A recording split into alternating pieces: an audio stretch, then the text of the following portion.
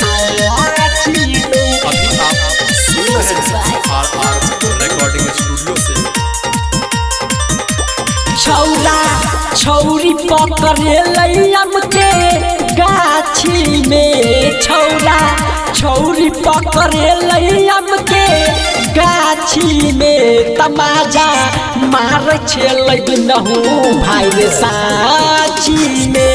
तमाजा मार छेलहु भाई रे साची में। छौरा छौरी पकड़े लैम के गाछी में। छौरा छौरी पकड़े लैम के गाछी में। तमाजा मार छेलहु भाई रे साची में। तमाजा मार छेलहु भाई रे साची में। साची कहै हो तमाजा मार छेलहु। तमाजा मार छेलहु भाई रे साची में। अभी आप सुन रहे हैं RR रिकॉर्डिंग स्टूडियो से।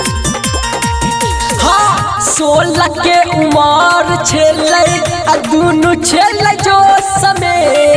छौरा के घर छेलै छौरी के पड़ोस में। हो भैया बुझल हाँ 16 के उमर छेलै आ दुनु छेलै जो समय। छौरा के घर छेलै छौरी के पड़ोस में। अंकितवा के लकई हो भैया हाला नाची के। अंकितवा के लकई हो भैया हाला नाची के। तमाजा मार छेलहु भैया साची में। तमाजा मार छेलहु भैया साची में। तमाजा मार छेलहु। तमाजा मार छेलहु भाई रे साची में। अभी आप सुन रहे हैं RR रिकॉर्डिंग स्टूडियो से।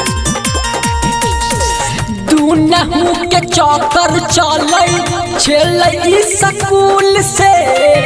चुमा चाटी दुनहु के लकई हो फूल के। हो लोल में लोल सटा के केल के हो। दुनहु के चौकर चलै छेलै स्कूल से।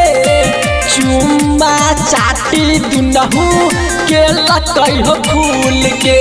प्रीतम कहै छल भैया सुना साची में। प्रीतम कहै छल भैया हो साची में। तमाजा मार छल दुनहु भैया गाछी में। तमाजा मार छल दुनहु भैया गाछी में।